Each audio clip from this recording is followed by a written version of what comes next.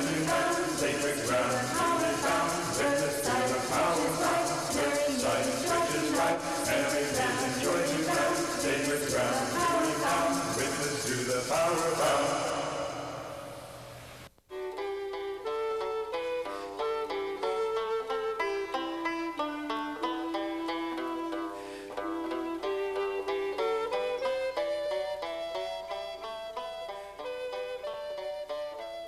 Descend, my lady, and speak with us, thy children. I am she who watches over thee, mother of you all. Know that I rejoice that you do not forget me. Know that with my good Lord I weave the skein of life for each and every one of you. I am love and I am life. Find me and rejoice, for love is my music and laughter is my song. Witchcraft.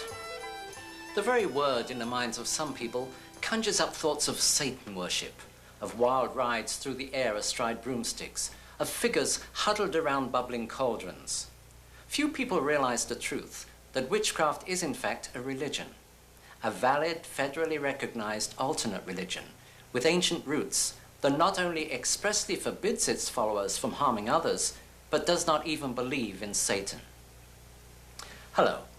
My name is Raymond Buckland, and I would like to take you on an historical journey.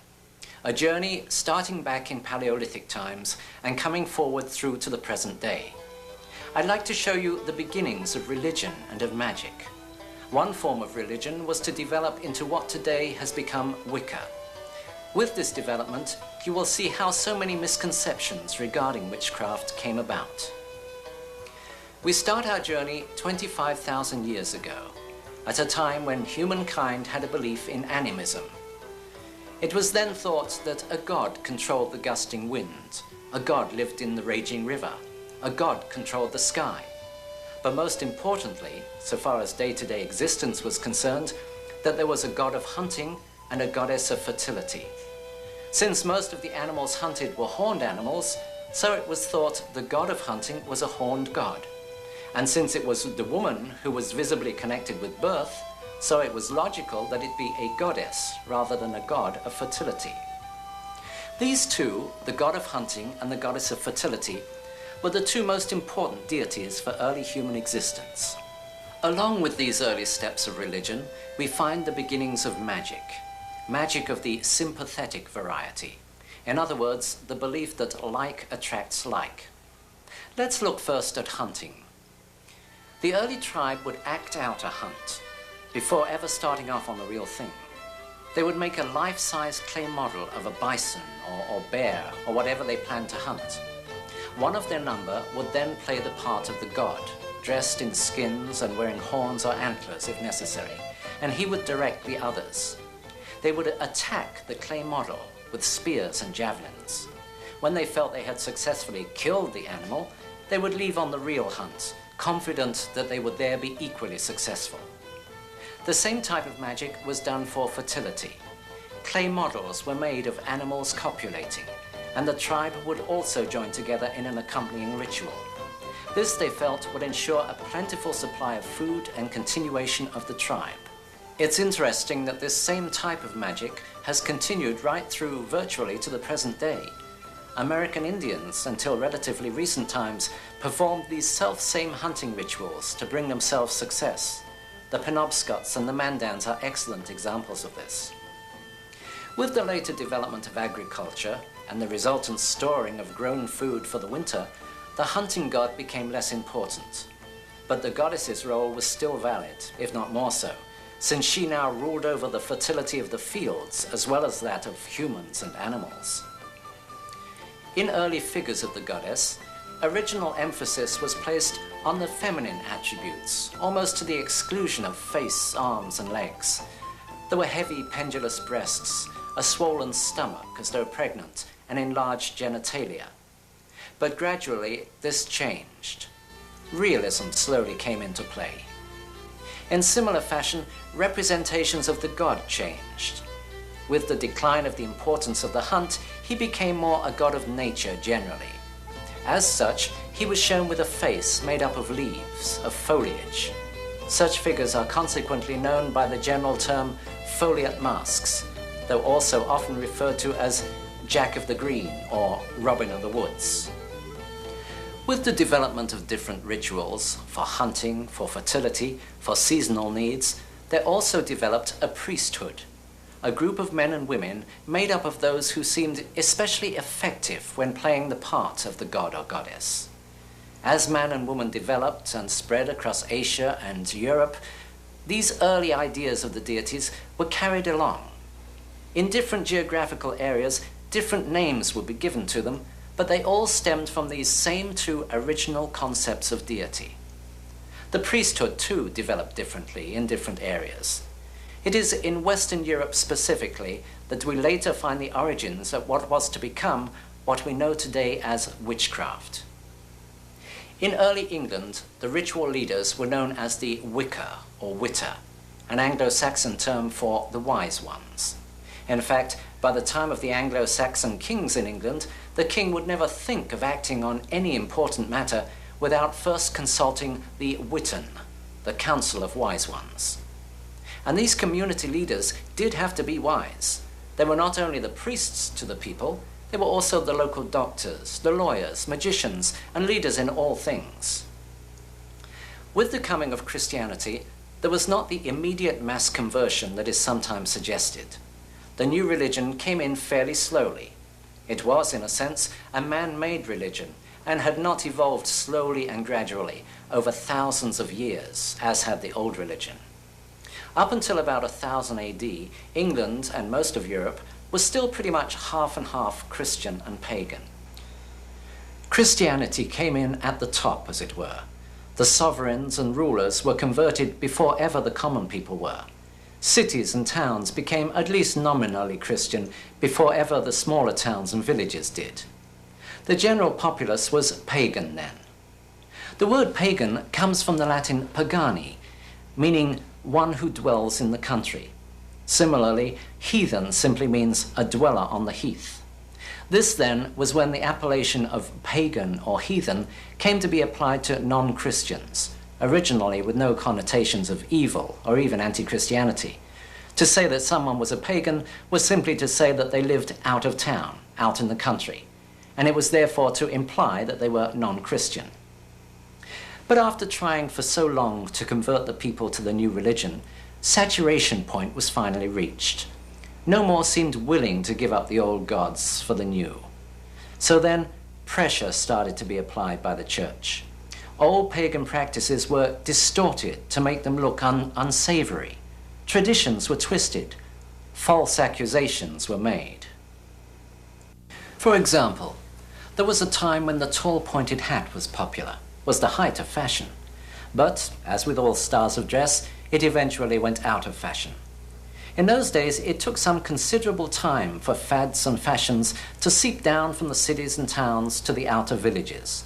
So many years after the tall hat was démodé in court circles, it was still being worn quite happily by the country people. At this time then, the pagan was depicted wearing a tall pointed hat, as much as to say, see, the old religion is out of fashion, it's behind the times. But most Jabs were far more savage than this. At certain times of the year, the villagers would all go down to the fields, carrying with them pitchforks, long poles, and broomsticks. There they would stand astride their poles, like a child on a hobby horse, and dance around the fields with them. As they danced, they would jump high in the air. They believed that in so doing, they were showing the crops how high to grow. It was simply a form of agricultural magic.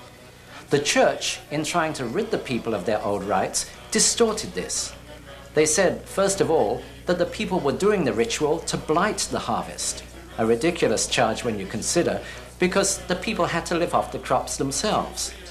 They further said that they were not only riding their poles around the fields, but were also riding them through the air, which must obviously be the work of the devil, therefore you mustn't do it. The cauldron got into the picture about this time. It was purely a household cooking utensil, but a typical church charge against witches was that they used it for boiling up babies to obtain their fat. Along with these children were boiled all sorts of evil-sounding ingredients, such as Snake's tongues, cat's eyes, rabbit's feet, wolf's claws, a Negro's head, and flesh and blood. Of course, there were no babies boiled. One wonders where they would have all come from anyway, and why no one missed them. As for the awesome-sounding ingredients, they were simply herbs and plants. Today, all plants have a Latin name, known and used universally. But in the old days, they were only known by somewhat picturesque local ones, names often given according to the look of the plant. Tongue of a snake was adder's tongue, or the dog-tooth violet. Cat's eye was star scabious. Rabbit's foot was field clover. Wolf's claw, lysopodium. Negro head, vegetable ivory, and flesh and blood, tormentil. There were literally hundreds of these herbs, with such colourful local names. Cow's tail, Jew's ear, devil's milk, and similar ones. So things continued for many years, with Christianity trying gradually but surely to ease out the old religion. But the old religion was tenacious. It was ingrained from generation after generation, going back thousands of years. Even some of the new religion's ministers retained much of their old pagan background. Many are the records of priests happily mixing both the old and the new until admonished by their superiors. Finally, however, the church grew impatient. It wanted Wicca dead, and it wanted Christianity to be the only religion. Pope Gregory the Great made tremendous strides by ordering the destruction of ancient temples and the smashing of so-called idols. New churches were built on the old sites so that the church could cash in on the local populace's habit of going to them.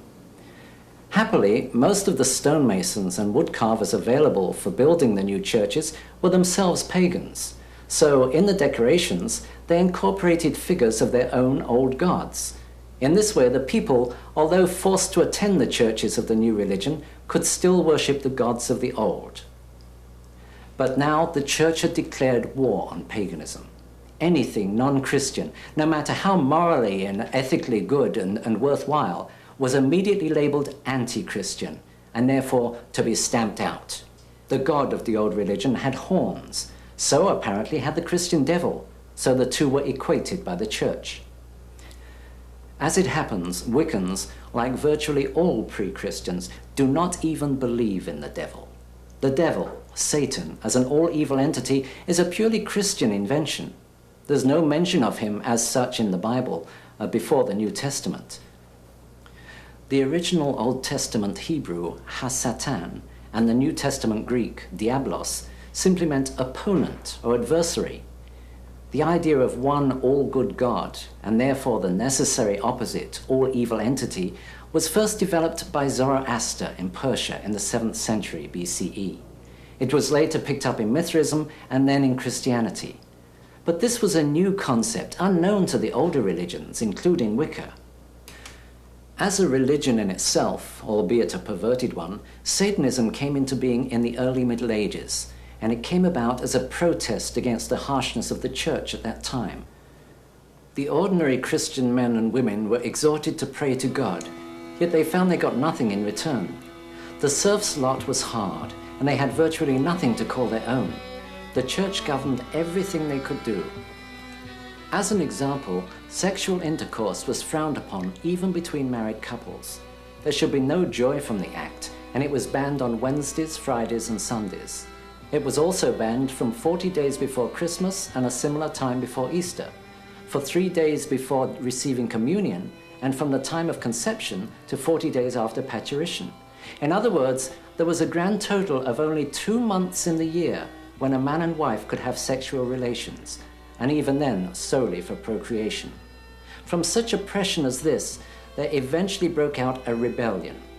Finding that they were getting nothing from praying to the so-called good God, some discontents decided to try the other side and pray to the devil instead.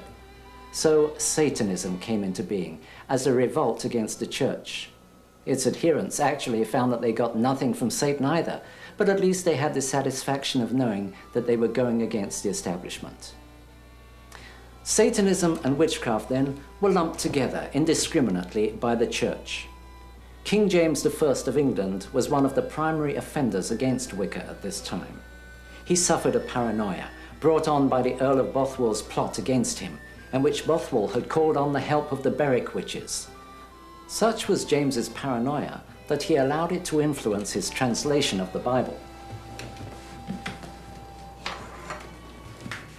One place where this is particularly evident is in the substitution of the word malefica, witch, for the word venefica, poisoner. Nowhere in the actual text is the word witch used. The verses simply speak of the woman of Endor and of a woman who hath a familiar spirit. It would seem to apply just as much to a spiritualist medium as to a Wiccan.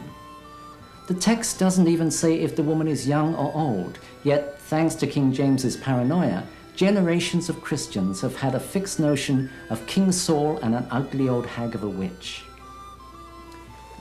In the fervour to destroy all non-Christians, hysteria broke out. Whole villages were destroyed when it was thought that one or two pagans might be living there. The cry of the bishops was, "Destroy them all, the Lord will know his own." The so-called witchcraft outbreak in Salem, Massachusetts in 1692 is an excellent example of the type of hysteria that swept the whole of Europe.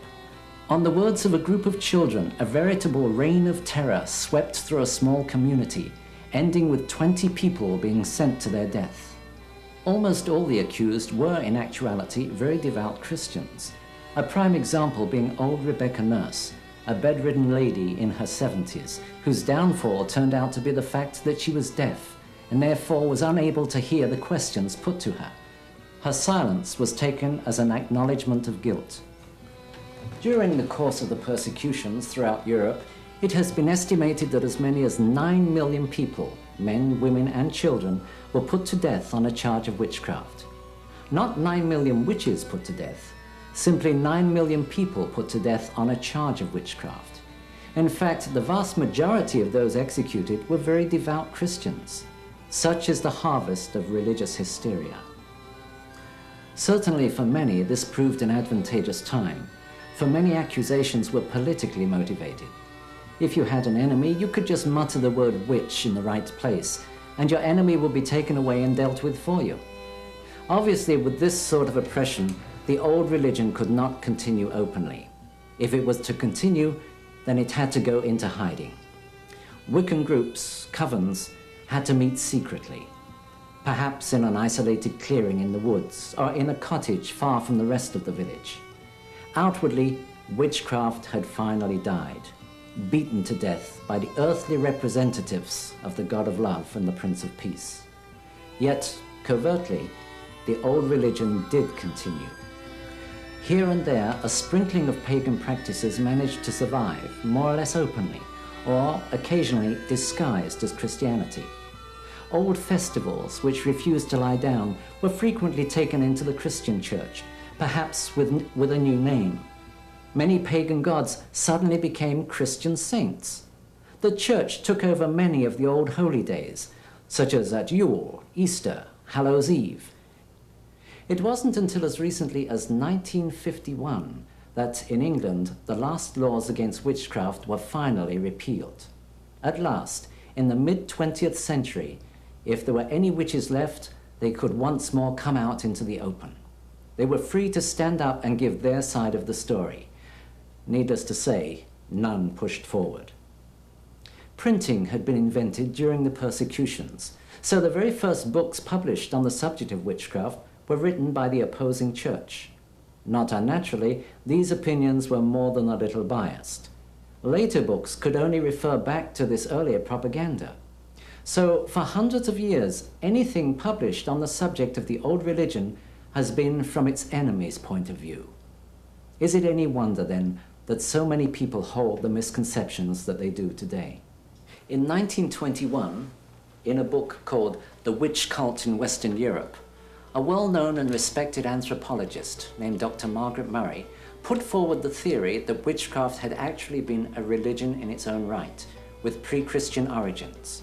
She expanded upon and gave scholarship to ideas tentatively advanced by Charles Leland 30 years earlier. In fact, she was one of the first to attempt to draw a connection between the witchcraft of the Middle Ages and the origins of religio magic, as we have seen them here. Many of Murray's theories later proved somewhat far-fetched, or seemed to be so, and much of what she said has since been discredited, yet much has also been accepted and confirmed. In 1954, a book appeared titled Witchcraft Today. It was written by a Dr. Gerald Brousseau Gardner. In the book, Gardner said, in effect, what Margaret Murray suggested is true. Witchcraft was a religion, and in fact it still is. I know because I'm a witch. Finally, a practicing witch had come forward to give their side of the story, to start the long, hard job of restoring the balance. Gardner, after a lifetime of studying religio-magic around the world, finally retired and settled back in his native England. There, in the 1930s, he came into contact with what seemed to be one of the last surviving covens of the old religion. He was excited and delighted enough with what he found to want to run out and tell everyone how wrong they had been about witches. But he had to wait until the 1950s before he could do so. Gardner believed that the coven to which he belonged was one of the last remaining. He felt that the craft, witchcraft, really was on the edge of extinction. He was surprised and delighted when, on the publication of his book, he started to hear from many other covens across Europe, each of them in turn believing themselves to be the last alive.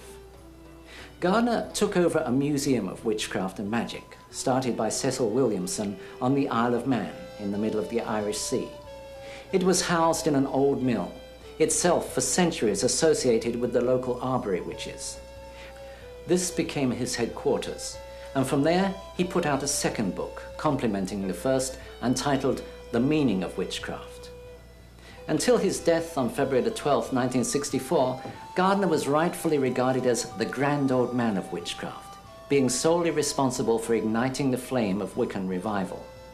All present-day Wiccans owe Gardner a deep debt of gratitude, for without his pioneering work in straightening misconceptions, it's doubtful the old religion will be back where it is today. With the revelation that Wicca was not only an organized religion, but a benevolent one at that, championing love and joy, many people came to see its tenets as refreshing and eminently sensible, and very much preferable when compared to the doom and gloom of modern-day Western religions. The return of the old religion had begun. I was myself responsible for introducing Wicca, Gardner's branch of it, to the United States, having been initiated by his high priestess only the year before he died. This was a time when there was no modern witchcraft visible in this country. Initially, Gardnerian, the name given to his modified form of Celtic Wicca, was the only form of the religion available. It took many years for others to gain courage from Gardner and from his example and to stand up and be recognized. But soon it became apparent not only that the craft was alive and well, but also, as with Christianity, that there were many different forms of the old religion being practiced and therefore available to the seeker. In recent years, there has been some dispute as to whether today's Wicca is truly a direct descendant of the old religion of pre-Christianity, or whether it is a much newer, 20th century-born variety, merely claiming lineage.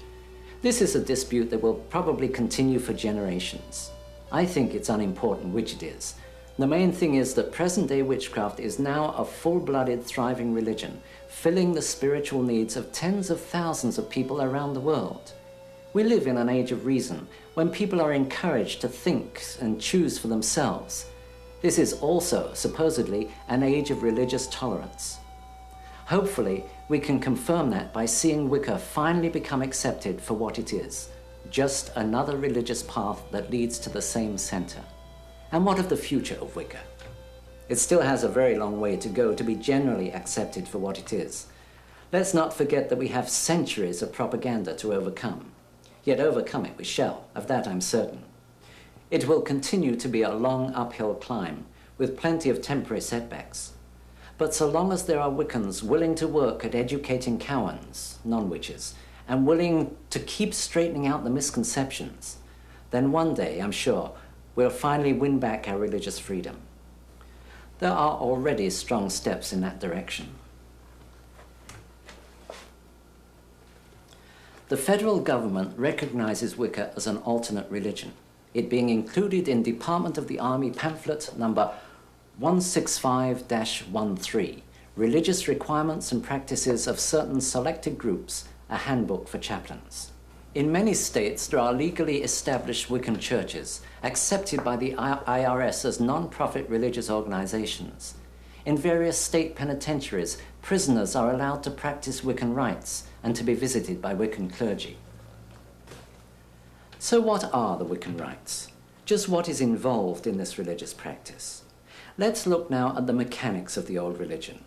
What does a coven, a group of witches, do? How does a solitary witch practice? It must first be understood that Wicca is very free-flowing, without the stiff, unbending rules found in many other traditional religions. It gives far more opportunity for individual expression. There are a number of well-established traditions such as Gardnerian, Alexandrian, Saxon, Celtic, and so on. There are also many non-traditional groups that label themselves eclectic, borrowing bits and pieces from here and there. But whatever the name, there are certain basics that have to be observed if the group or individual is to be truly Wiccan, rather than just falling under the general heading of pagan.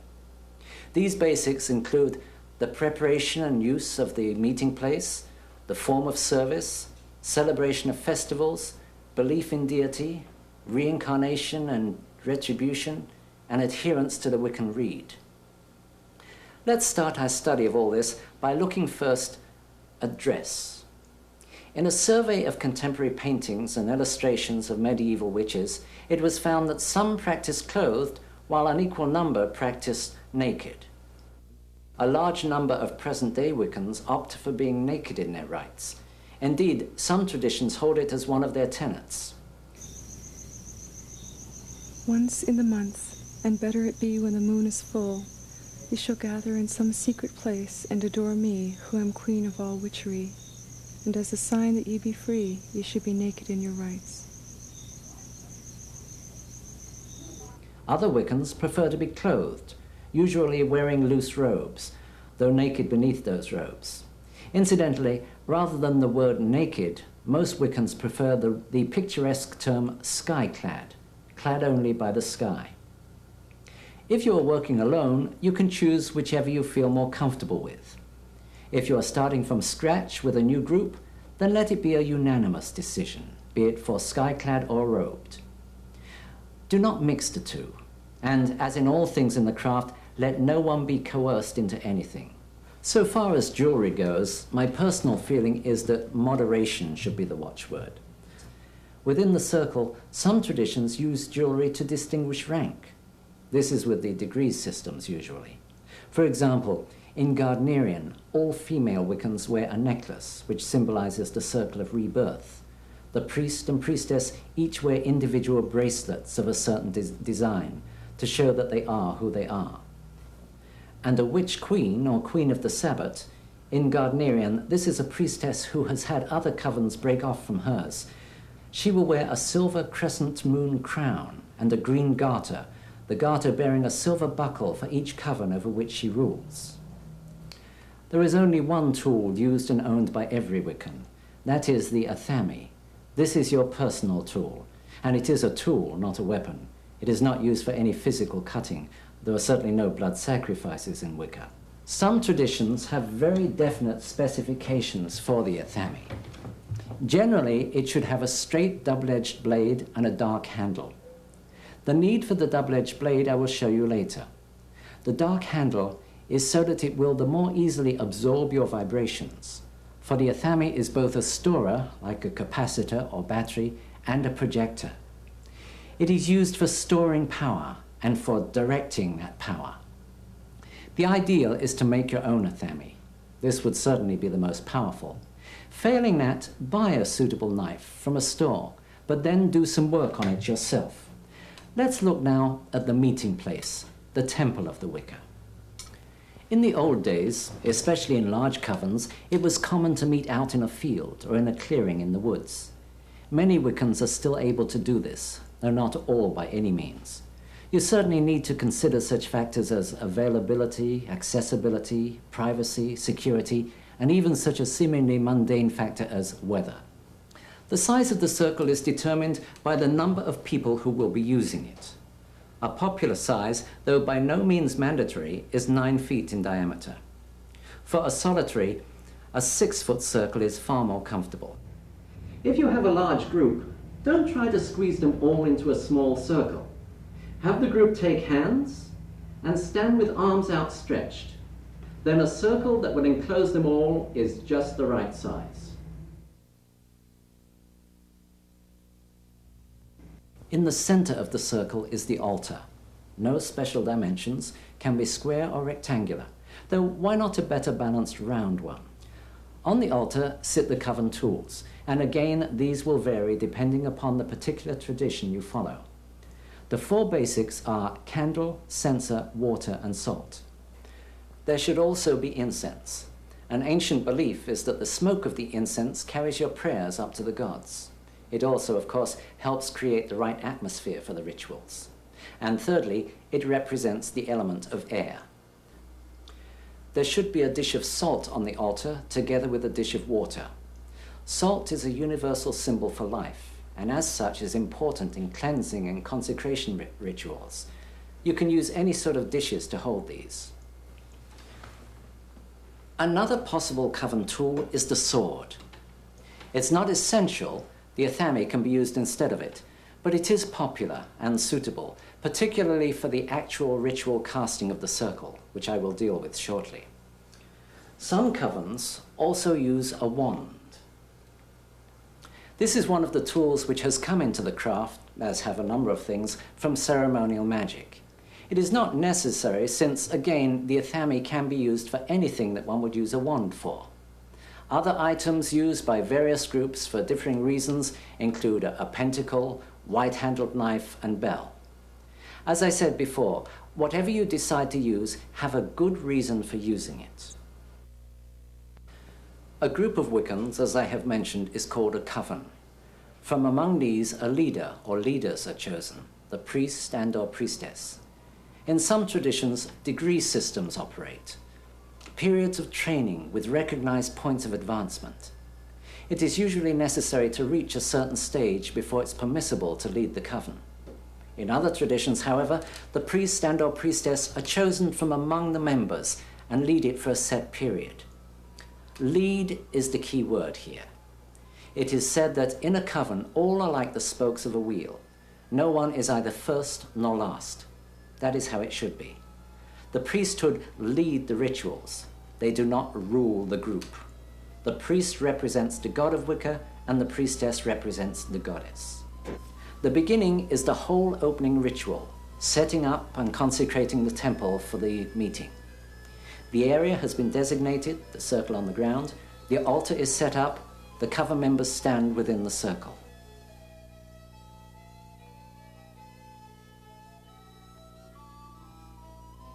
Now the priest or priestess takes the sword from the altar, or athame if no sword is available, and goes to the east candle.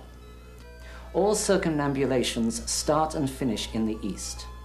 Generally, all movement is sunwise or deersil, seldom earthwise or widdershins, though again, this is not a hard and fast rule for all traditions. Pointing the tip of the sword blade at the line of the circle, he or she walks slowly around till arriving back at the east starting point. As she walks, the priestess should concentrate directing her power down through her arms, through the sword blade and into the ground. The power originates from deity. It sometimes helps to imagine a beam of light coming down from the gods and entering the top of the head or the position of the third eye. Feel it filling the body, driving out all impurities. Then feel it surging down the arms and the sword and into the circle. Don't rush this part. This is the singular most important action in casting the circle and erecting the temple. This is laying the foundation from which a cone of power may be built. It is constructing a haven between the worlds, for it's said that the consecrated circle is neither in this world nor in the next. After the circle of power comes the sprinkling and censing to finalize the consecration. Returning to the altar, some of the salt is mixed in with the water. Salted water is, in effect, holy water. It is, for example, the water of Christian baptism. As salt is life, let it purify us in all ways that we may use it. Let it cleanse our bodies and spirits as we dedicate ourselves in these rites to the glory of the God and of the Goddess.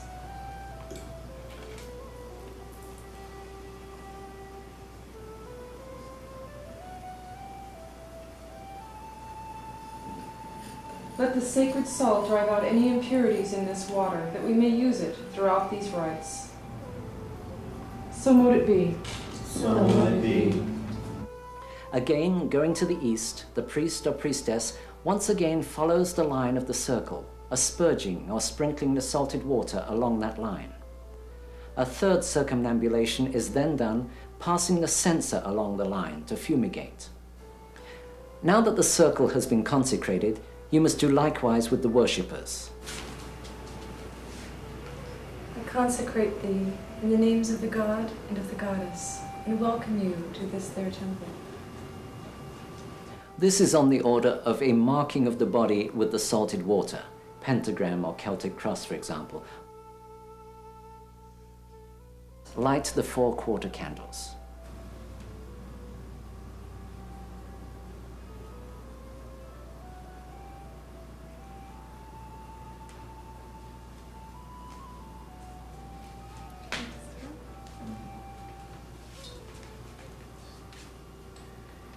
Here I bring light and air in at the east, to illuminate our temple and bring it the breath of life.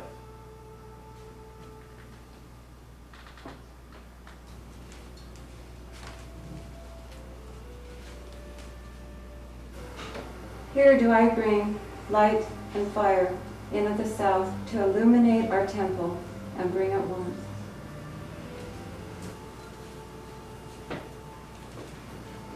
Here do I bring light and water in at the west to illuminate our temple and wash it clean.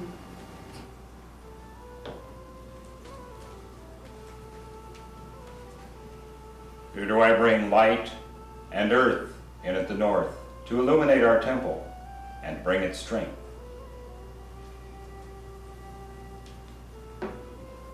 At this point, many traditions, though certainly not all, acknowledge the 4 quarters, oftentimes referred to as the watchtowers of those quarters. All hail to the element of air, watchtower of the east. May it stand in strength, ever watching over our circle.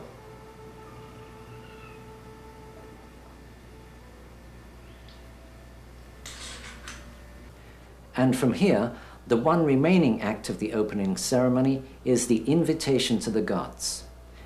All hail the 4 quarters, and all hail the gods. We bid the Lord and Lady welcome, as they witness our rites that we hold in their honor. So mote it be. So mote it be. All hail. All hail. Please note that in the craft, the gods are invited to attend and witness the rites. They are not commanded or ordered to appear.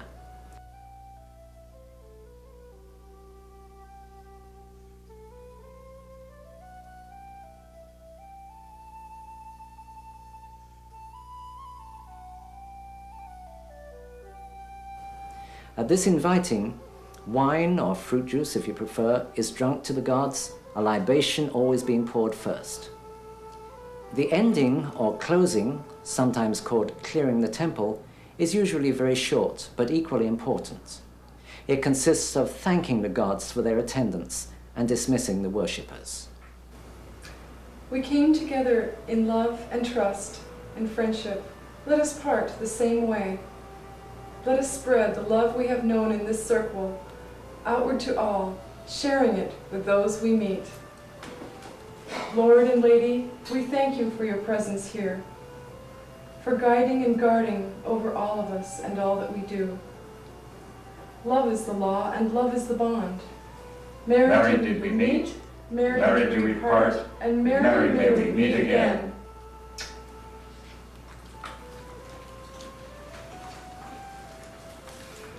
The temple is cleared.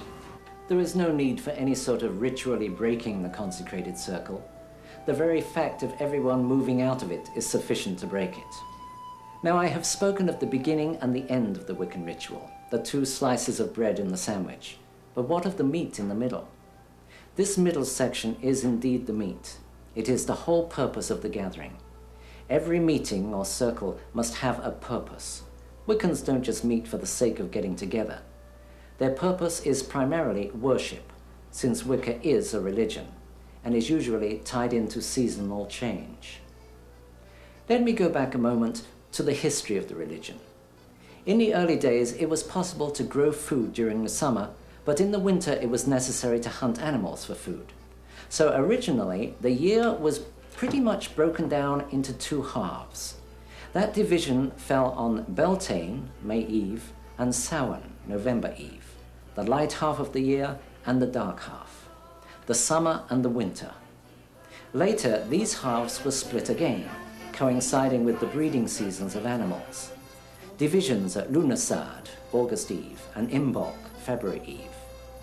These 4 dividing points became times of celebration for the old religion, significant moments in the turning of the great wheel of the year. They are referred to as the greater Sabbats. There are also 4 lesser Sabbats, the spring and autumn equinox, and the summer and winter solstice.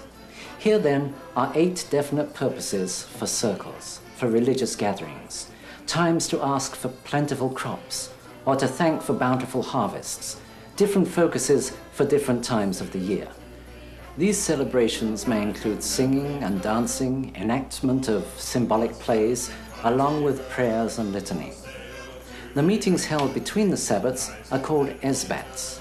There is always one at the full moon and usually one at the new moon. The old religion operates on both a solar and a lunar calendar. Whether Sabbat or Esbat, there is always a point in the ceremony for thanking the gods for what we have and asking them for what we need. Specific wording will vary from tradition to tradition. With any personal prayers, however, it's emphasized that your own words are of primary importance. Speak from your heart, no matter how inadequate you may feel these words to be. The religious rites, again whether Sabbat or Esbat, always include a segment known variously as the cakes and wine or cakes and ale. It is an ages-old rite around the theme of thanking the gods for the necessities of life. Now is the time for us to give thanks to the gods, for that which sustains us.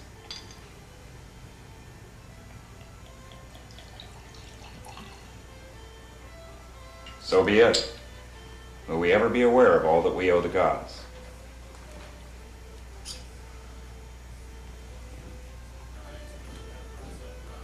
In like fashion, may male join with female for the happiness of both. Let the fruits of union promote life. Let wealth and fruitfulness be spread throughout all lands.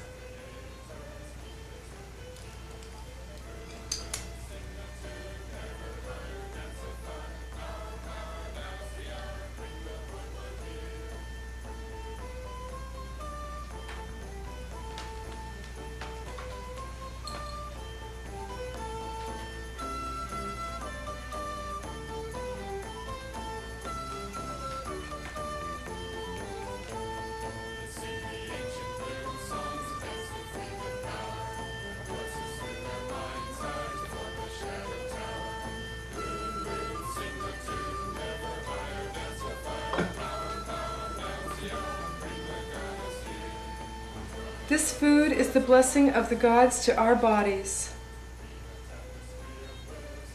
May we use it well. Let us partake of it freely, and as we share, let us remember that aught that we have, we share with those who have nothing.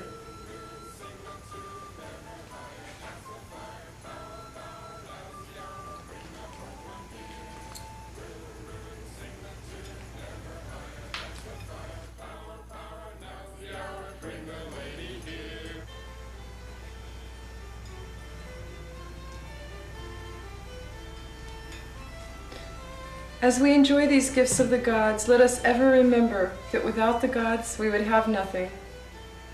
Eat, drink, be happy. So mote it be. So mote it be. And here let me give you and stress the Wiccan Rede, the one law for all Wiccans. No 10 Commandments, no catechism, just one law which says it all. And it harm none, do what thou wilt. And it harm none, do what thou wilt. It doesn't matter what you do, just so long as you don't harm anyone. In working magic, Wiccans take the extra step of not harming anyone, but of helping people. So let me move on by coming around full circle back to the start. Now that we know all that Wiccans do, how does one become a witch? Wicca is a religion of priesthood. Every witch can be his or her own priest. This is how it's possible for solitary witches to operate. Wiccans are not born, they are made. They are made through an initiation ceremony, or, in the case of a solitary, a self-dedication rite. Let's look at the dedication first. This is not something to be taken lightly. Hopefully you have read as many books as you can lay your hands on about Wicca, the good ones and the bad ones. You have researched the broad spectrum of religion to find what seems most likely to fulfill your personal needs, and you have settled on Wicca. The self-dedication will be just that, dedicating yourself to the old gods, an affirmation that henceforth this will be your way of life. The ritual should be performed during the waxing of the moon, as close to the full moon as possible. Your circle need only be about 6 feet in diameter, just room enough for you and the altar. At this stage, you need have no ritual tools, just a candle, incense, salt and water, and a small dish of anointing oil and a goblet of wine on the altar.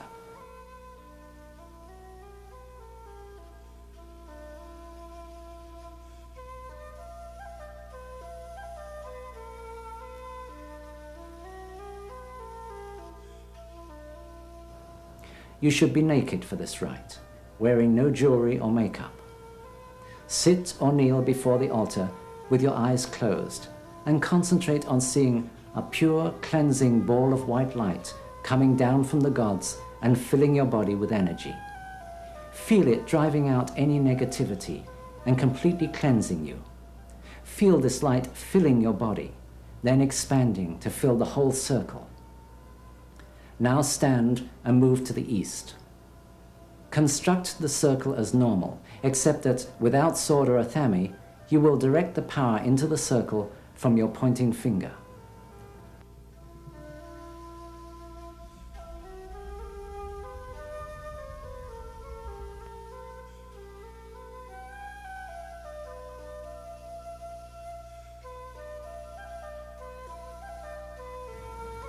Follow through with the sprinkling and censing.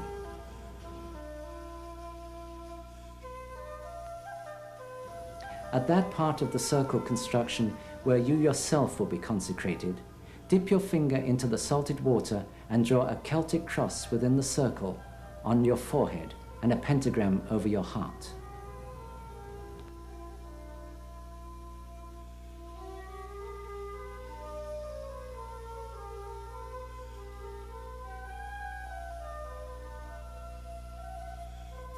I now invite the gods to witness this rite I hold in their honor.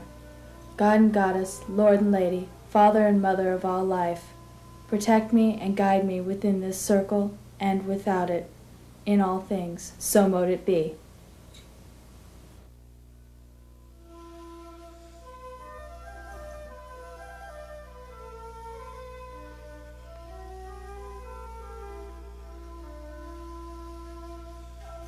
Now is the temple erected.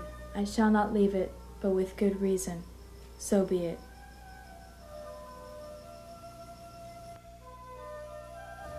Now meditate on the god and goddess, on the craft and what the old religion means to you. Then stand again.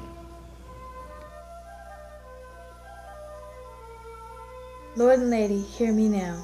I am here, a simple pagan holding thee in honor. Far have I journeyed, and long have I searched, seeking that which I desire above all things. I am of the trees and of the fields. I am of the woods and of the springs, the streams and the hills. I am of thee, and thee of me. Grant me that which I desire. Permit me to worship the gods and all that the gods represent. Make me a lover of life in all things. Well do I know the creed, that if I do not have that spark of love within me, then never will I find it without me. Love is the law and love is the bond. So be it.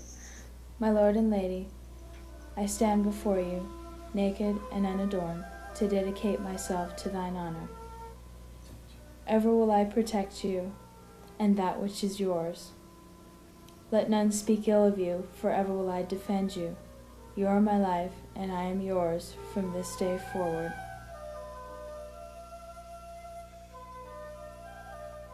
I accept and will ever abide by the Wiccan rede, and it harm none, do what thou wilt, so be it.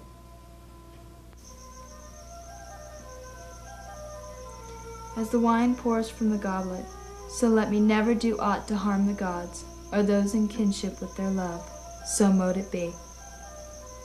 Dip your finger in the oil and again draw the Celtic cross within the circle on your forehead and the pentagram over your heart.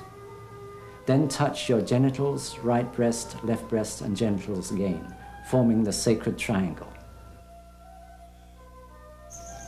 As a sign of my rebirth, I take unto myself a new name. Henceforth I shall be known as Rowena, for my life within the craft. So mote it be. Sit comfortably and, with eyes closed, meditate on what the craft means to you. It may well be that at this time you will receive some indication that you are in touch with the gods.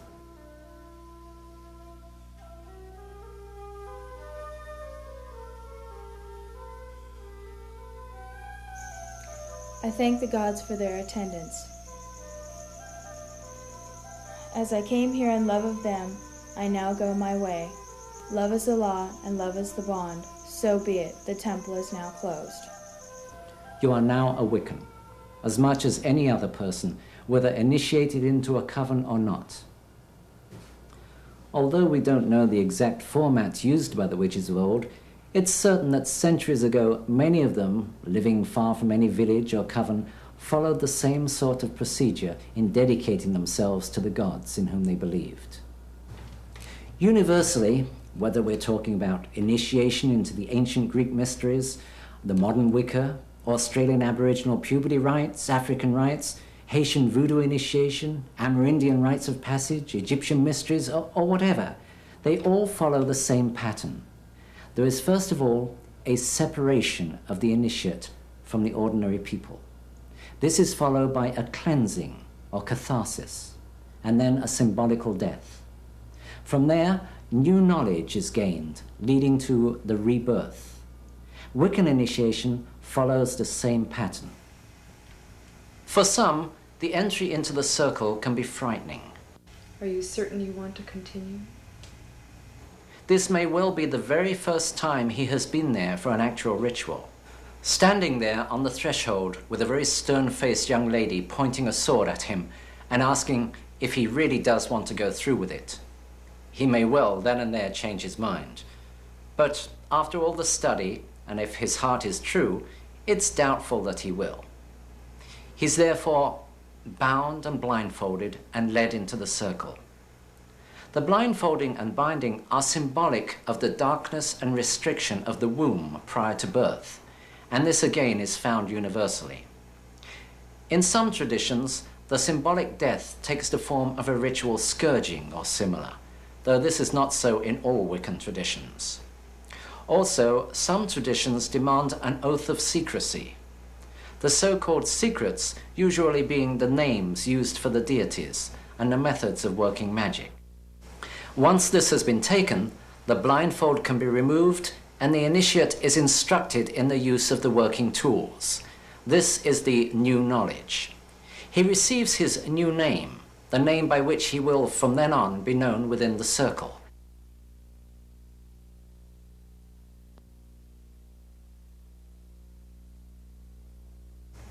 If you are starting a coven from scratch, I would suggest that those delegated as priest and priestess each do the rite of self-dedication and then perform the initiation ritual for each of the other coven members. Once again, here we find the male to female, female to male insistence. Generally speaking, the priest will initiate the women and the priestess the men. There is little more to cover in the basics of Wicca. One thing I have not dwelt upon is the Book of Shadows. This is the book containing the Wiccan rituals. I have seen some really beautifully made books with elaborate calligraphy used for the rituals. A word of caution though, don't make the writing so elaborate that no one can read it in the circle.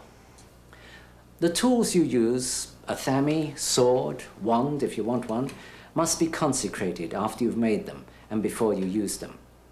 This consecration need only be done once and does not apply to such things as candles, censer, goblets. It is just for the working tools. It is simply a basic sprinkling with the salted water and censing. In my book, Buckland's Complete Book of Witchcraft, I include rituals for all possible occasions, including the Sabbats, Esbats, new and full moons, marriage, hand fasting, birth and death. If you decide to write some rituals of your own, and I do encourage you to do so, then write them to include words and actions for as many coven members as possible. A coven is a close family-type group. Wicca is a religion of participation, so let everyone participate. Do cast the circle, do consecrate it, do invite the gods to join you. I have spoken of the belief in a god and a goddess. I might add that most Wiccans include representations of these deities in their altar arrangements, and also have them as religious figures in their homes. Some symbolize the deities with perhaps a seashell for the lady and an antler for the lord. But however you view them, all Wiccans feel very strongly towards their god and goddess and enjoy a closeness with them known only by the very devout of other religions. Along with this belief in the duality of deity is a belief in reincarnation. This is an ancient belief, not exclusive to Wicca, of course. In fact, it was a tenet of Christianity up until the Second Council of Constantinople in 553 AD. I have spoken about the one Wiccan law, and it harm none, do what thou wilt. There is a corollary to this, and it is a belief in retribution in this life. Rather than waiting till we die to get our rewards and punishments, being able to put them off, we get them right here in this life, according to how we live it. And it's a threefold retribution. Do good, and you get back 3 times the good. But do harm, and that too will return threefold. So within the Wiccan belief, there is no inducement to do harm. I hope I have been able to give you a clearer picture of Wicca through this treatment. Due to time limitations, I have only been able to touch briefly on the basics. There is, of course, far more to the old religion. I encourage you to read and to investigate. Wiccans do not proselytize, but we do want to straighten the long-held misconceptions. I hope I have managed to do a little of that here. I am Raymond Buckland. Blessed be.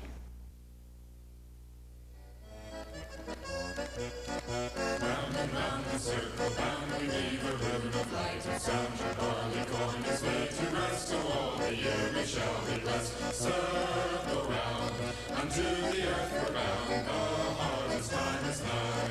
Round and round the circle, round we leave a rune of light and sound. Your barleycorn is laid to rest, so all the year we shall be blessed. Circle round, unto the earth we're bound, the harvest time is nigh.